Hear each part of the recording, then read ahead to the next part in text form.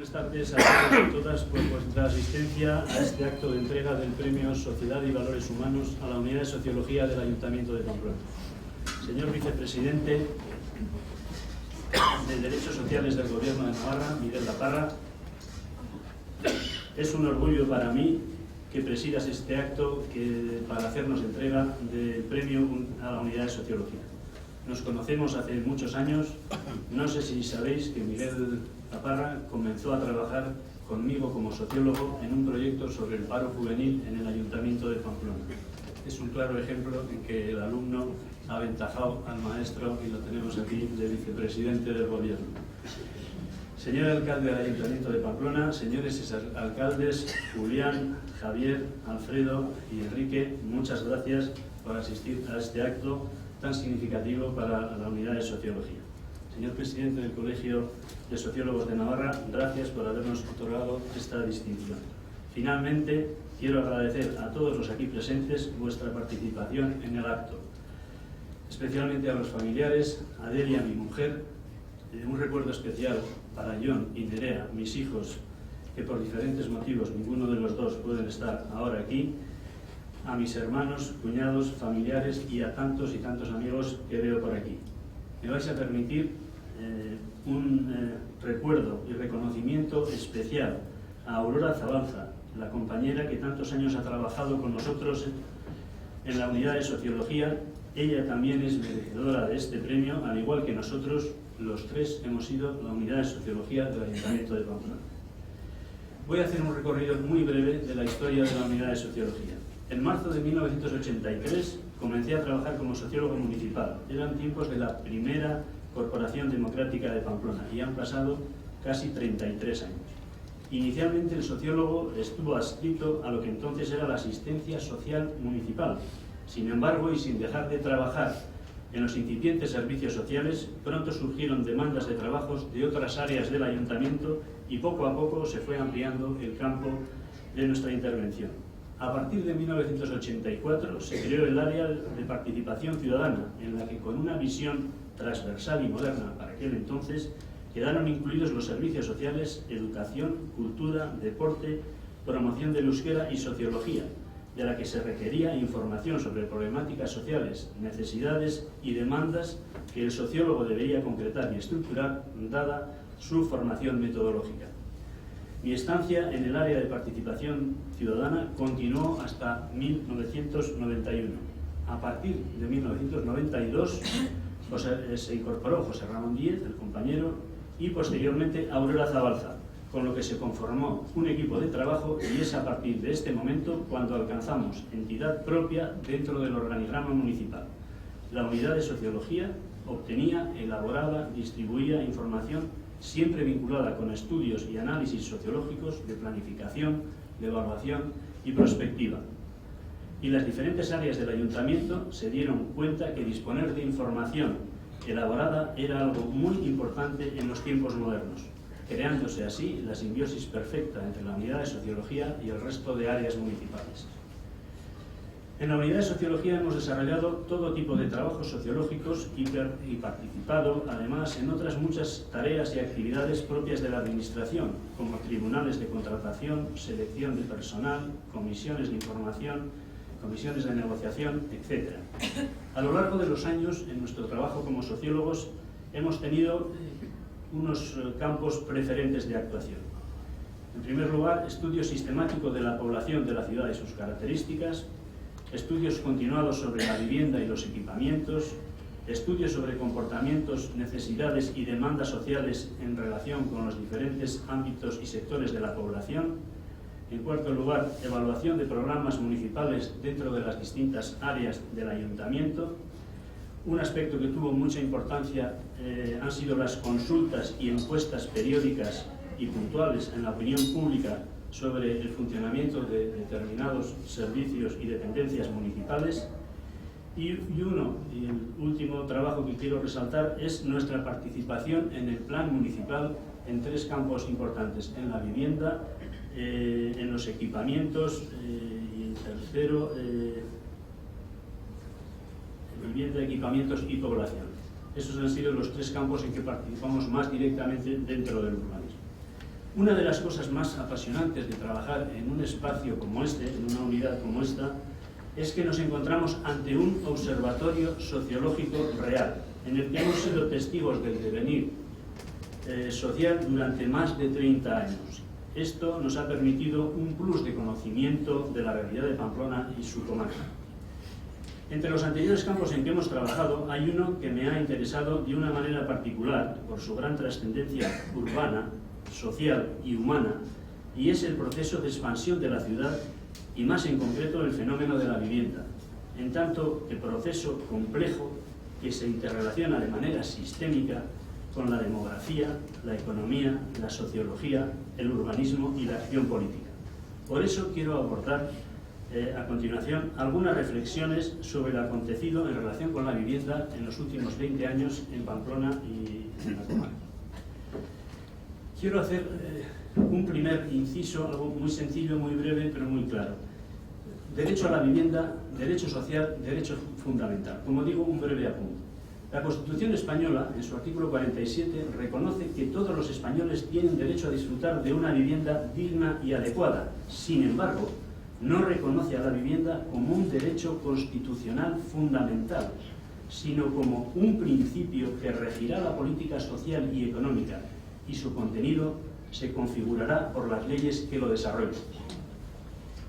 Las leyes navarras más recientes en relación con lo que acabamos de mencionar es la Ley Foral 10/2010 de 10 de mayo de Derecho a la Vivienda en Navarra y la Ley Foral de 24/2013 de 2 de julio que desarrolla algunos aspectos de la ley anterior. Y paso a hablar más propiamente de mi relación con la vivienda. ¿Qué ha pasado con la vivienda en los últimos 20-25 años en nuestro entorno? En los últimos 20 años se ha producido en toda Navarra, pero especialmente en Pamplona y su comarca, un proceso de expansión urbana de dimensiones muy considerables y que tiene en la vivienda y el urbanismo su máxima expresión. Por referirme a los desarrollos más recientes en Pamplona, citaré el barrio de Bustinchori con 4.500 viviendas, Ezcaba 1.100, Rochapea 1.500, Lezcairu en proceso de construcción en estos momentos con 6.000 viviendas. Está por concretar el plan de Chabacoy y se habla de 9.000 viviendas, veremos cómo se concreta finalmente, pero existen otros muchos desarrollos en la comarca. Sarriguren con 5.000 viviendas, Ripagaina 4.000, Ardoy en Cizur 1.700, etc. De tal manera que se ha conformado un continuum urbano de gran dimensión al que denominamos la ciudad de la comarca. En estos momentos en Pamplona hay más de 91.000 pisos. En menos de 20 años se han construido 22.625 viviendas, lo que representa una media de 1.150 viviendas al año, teniendo en cuenta que en los últimos años la cosa ha ido hacia abajo. Para hacernos una idea gráfica de lo edificado en menos de 20 años, equivale aproximadamente a 5 veces las viviendas de Mendillorri. Y curiosamente, en el mismo periodo, la población empadronada en Pamplona ha crecido en 18.600 personas aproximadamente. Por tanto, en los últimos 20 años han aumentado mucho más las viviendas que las personas. Por otra parte, se conoce la existencia de una considerable cantidad de viviendas desocupadas, entre vacías y secundarias. La cifra de viviendas desocupadas se estima alrededor del 12% del parque de la ciudad. En términos absolutos, esto supone más de 10.000 viviendas solo en el caso de Pamplona. A pesar de haberse construido y vendido tantísimas viviendas, no se ha solucionado el problema de acceso a la vivienda de muchas personas necesitadas y otros que en su momento la compraron están siendo ahora desalojados por problemas de impago de hipotecas. Durante este periodo se ha estado más pendiente del funcionamiento del mercado de la construcción y de la demanda de viviendas que del conocimiento y resolución de las necesidades sociales. Recuerdo aquella idea que se repetía muchas veces por los consejeros de vivienda del Gobierno de Navarra. Mientras haya demanda, seguiremos adelante con el desarrollo de nuevos polígonos de viviendas. Se atendió la demanda, pero no siempre la necesidad. En menos de 20 años se ha pasado de la euforia económica y la vorágine expansiva de construcción y compraventa de viviendas a la explosión de la burbuja inmobiliaria, a la crisis económica y financiera provocada en buena parte por el mismo proceso urbanístico y, consecuentemente, a la paralización del sector de la construcción, entre otras cosas porque estaba sobredimensionado. La cuestión es, ¿cómo se explica este fenómeno expansivo que acabamos de decir? ¿Hacía falta construir tantas viviendas? ¿Qué ha cambiado en la sociedad para que se vendieran todas esas viviendas? ¿Cómo se explica que se hayan vendido tantas viviendas con los precios tan altos que tenían? ¿Por qué con tantas viviendas construidas todavía muchas personas no pueden acceder a una vivienda? A pesar de las muchas viviendas que se han construido, se piensan construir todavía muchas más. Y última pregunta que me hago, y otras muchas que se podrían hacer, ¿la solución es más viviendas en el mercado o un esfuerzo mayor por distribuirlas mejor? En el fenómeno de la expansión de la vivienda y del urbanismo en los últimos años, desde mi punto de vista, han influido muchos factores, pero yo solo me voy a referir a 3 para intentar explicar este proceso expansivo. El primer aspecto que quiero resaltar son los factores sociodemográficos. En primer lugar, ¿qué ha sucedido? Pues ha sucedido que ha habido un aumento de la población, principalmente como consecuencia de la inmigración. En los últimos 15 años se han asentado en Pamplona alrededor de 30.000 personas inmigrantes. Y la población de Pamplona ha pasado del 96 al 2015 de 180.500 a 199.000 habitantes. En segundo lugar, ha sucedido otro hecho demográfico. Ha llegado a la edad de conformar hogares las personas del llamado baby boom. Este suceso demográfico de alta natalidad en periodos concretos se transforma en alta nupcialidad y emparejamiento en momentos posteriores. Aunque no ha crecido mucho la población, sí han crecido las cohortes de personas que estaban en edad de formar hogares y, consecuentemente, de demandar viviendas. En tercer lugar, y esto es una cosa más reciente, muy importante, es el conjunto de transformaciones que se han producido en la estructura y formación de los hogares. Esto es un proceso sociológico mucho más reciente en el tiempo y, sobre todo, a partir del inicio de este siglo. El fenómeno de las separaciones, divorcios, nuevas uniones, recomposición de hogares, así como el aumento de los hogares monoparentales, es uno de los elementos importantes. Otro, es notable el fenómeno de desdoblamiento de los hogares extensos o complejos, aquellos en los que vivían más de un núcleo familiar, aquellos en que convivían 2 generaciones de progenitores. En tercer lugar, se está produciendo un proceso de atomización de los hogares de una manera muy notable y rápida. La media de personas por hogar en 1996 en Pamplona era 3,42. En estos momentos es 2,62. Los hogares unipersonales en 1996 era el 18%. En este momento es el 29,2%. Y un dato, el 56,4% de los hogares de Pamplona en este momento, a día de hoy, están formados por 1 o 2 personas solamente. Fijaros si esto es cambio importante. A modo de conclusión, diremos que mientras la población de Pamplona en el periodo 1996-2015 ha tenido un incremento moderado, sin embargo, el número de hogares ha aumentado en el mismo periodo en 23.361 hogares. Cifra altísima. Aquí está el quid de la cuestión, lo que explica tanta ocupación de viviendas. A pesar de lo cual, como he dicho antes, siguen existiendo 10.000 viviendas vacías. Ha habido otro conjunto de factores de tipo económico que también han contribuido de una manera notable al desarrollo y a la expansión urbana. La vivienda se ha comprado como un bien de inversión, como un modo de rentabilizar dinero. No vamos a extendernos más. La vivienda se convirtió, en el momento de máximo expansión y desarrollo, en un bien de especulación. Como los precios crecían constantemente y se obtenían muchas plusvalías, se retroalimentaba continuamente la demanda de pisos. Los bajos rendimientos del capital a plazo fijo hicieron que también muchas personas invirtieran en vivienda como una manera de rentabilizar mejor. La llegada de la inmigración relanzó también la compra de nuevas viviendas al alquilar o vender los pisos usados y servirse de esa actuación para mejorar las viviendas que tenían. Y hay otra cuestión que se nos ha olvidado ya porque parece que lo tenemos de toda la vida, la entrada del euro, que hace como 12 años más o menos que estamos con él, aceleró la compra de viviendas, pues había que blanquear dinero negro en aquel momento bastante abundante. Ahora mismo, en este momento, resulta difícil poner cifras a los distintos apartados señalados más arriba, pero es una realidad contrastada, aunque no cuantificada, que los anteriores comportamientos económicos condicionaron la compra de muchas viviendas sin estar asociadas a la necesidad, contribuyendo notablemente al crecimiento.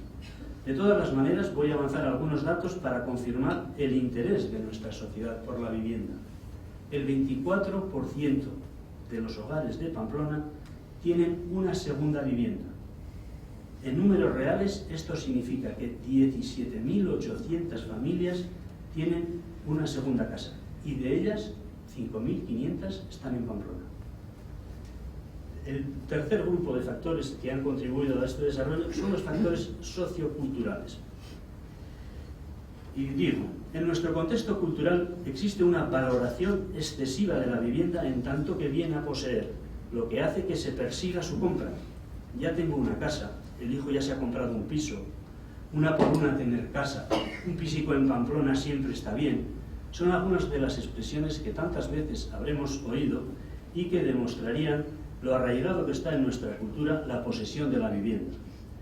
En los años del boom de la construcción, básicamente entre 2000 y 2006, aunque también anteriormente, hubo una auténtica fiebre por la vivienda que alcanzó a amplios sectores sociales. Se produjo lo que yo he llamado o entiendo una construcción social de la necesidad. Había mucha ansiedad por comprar vivienda, había que comprar ya. Hubo una pretensión bastante extendida de poseer una casa cada vez mejor y elevar así el estatus social. Recordemos el auge de los unifamiliares y de los adosados. En estos tiempos, el número de solicitudes en las promociones de viviendas, tanto públicas como privadas, llegaron a tener cifras altísimas, increíbles. Pero se han ido dando procesos nuevos, diferentes. Inicialmente, las solicitudes eran, por lo general, solicitudes familiares.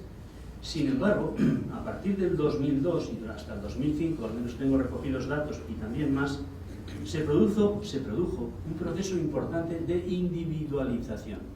En lugar de pedir la vivienda para la unidad familiar, se pedía la vivienda para uno mismo, para cada individuo. 2/3 partes de las demandas de VPO entre 2002 y 2005 fueron hechas por una sola persona. El novio pide un piso, la novia pide otro.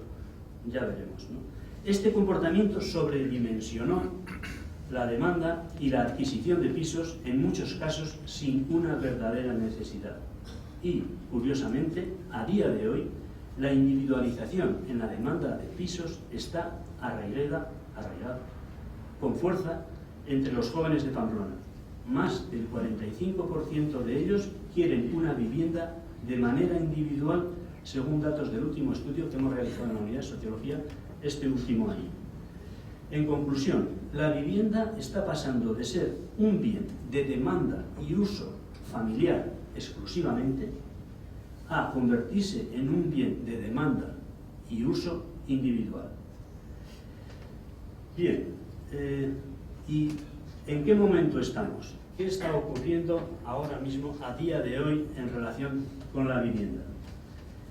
Se podrían destacar muchos factores, muchos aspectos, pero yo voy a resaltar 5 o 6 cuestiones que me parecen las más importantes. Primero, en este momento hay un número importante de afectados por desahucios e impago de hipotecas, como consecuencia del paro y de la crisis económica. Este es un hecho real, social, que lo tenemos delante. También hay un número por determinar de personas y parejas con necesidades de acceso a una primera vivienda, que contienen su intervención afectados por el paro y por la falta de liquidez. En estos momentos sigue habiendo muchísima vivienda desocupada. Hemos hablado de 10.000 viviendas. Existe también un sector de la construcción cuasi paralizado por el stock de viviendas y el exceso de oferta que se ha ido acumulando en los años anteriores. Y hay una política de vivienda también basada exclusivamente en el planeamiento urbanístico, que piensa, desde mi punto de vista, de modo lineal, que las cosas se resuelven con más construcciones y urbanizaciones nuevas. Y por último, hay un factor para mí muy importante, poco investigado, y que es el siguiente: la reintroducción de viviendas en el mercado como consecuencia de la mortalidad de los mayores de 65 años. Este fenómeno demográfico deja vacías al año del orden de 600 a 700 viviendas que tras un periodo de tiempo X vuelven a reimplantarse en el mercado y, como es previsible, está manteniendo a raya a las nuevas promociones de viviendas. Finalmente, querría comentar qué hacer respecto a este panorama, a estas cuestiones en relación con la vivienda. Bien, hay dos problemas, básicamente los dos primeros que he nombrado, que son los desahucios y los problemas de acceso, que son de carácter social, que afectan preferentemente a las personas y que pienso que debo de analizarlos con un poquitín más de detalle. En ambos casos, yo creo ahora mismo que lo que procedería inicialmente son sendos estudios de diagnóstico. En el caso de los afectados por las hipotecas y los desahucios, los servicios sociales de base, los colectivos contra los desahucios, las instancias sociales como Cáritas, etc., nos permitirán identificar a los desahuciados y cuantificarlos para, en una segunda fase, jerarquizar los casos más urgentes y ajustar las ayudas de manera que ninguna familia tenga que abandonar la casa que habita por imposibilidad de pagar una hipoteca. En el caso de los necesitados de acceso, es preciso un estudio ad hoc de los potenciales hogares, concretando su nivel de urgencia, sus posibilidades económicas, el régimen de tenencia al que aspiran, el tamaño de las viviendas y si las necesidades son individuales, en pareja o de familia. Respecto al tamaño de las viviendas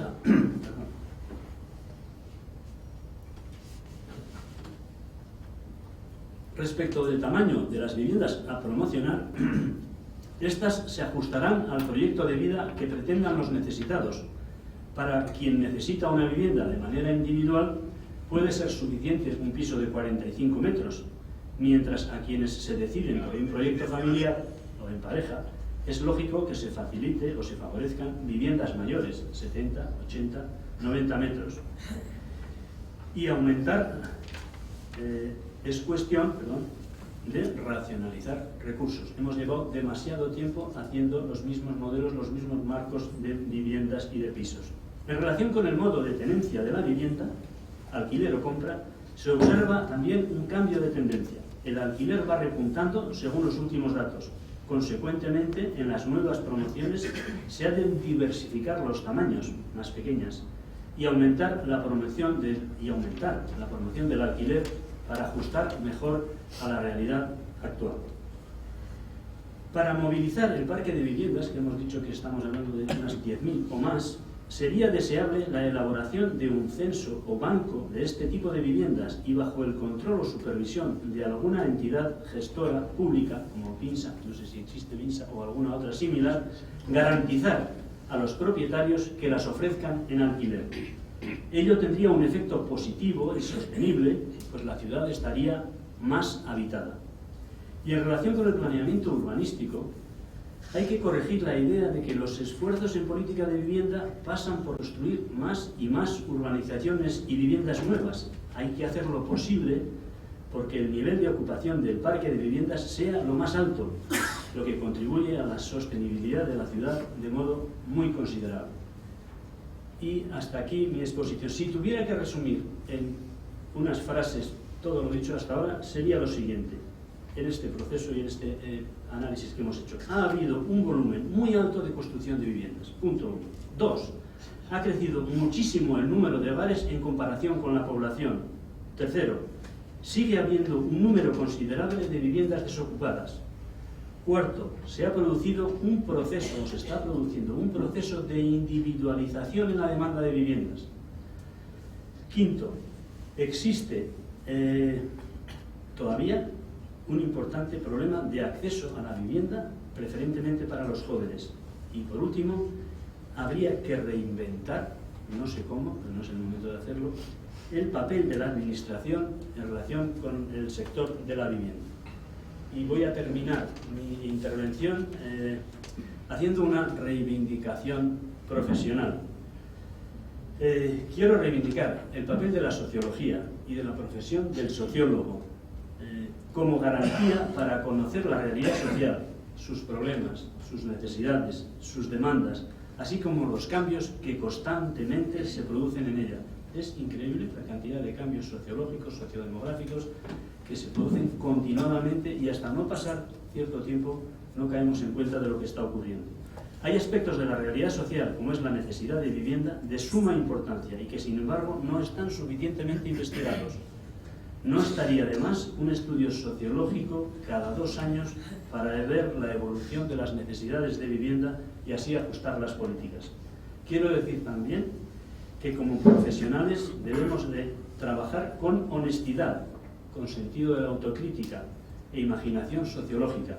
Debemos ser conscientes, y me refiero a los sociólogos, de que en muchos de los trabajos e investigaciones que nos tocan realizar pueden tener planteamientos y soluciones diferentes y, por tanto, debemos ser perspicaces y hábiles en nuestro modo de proceder.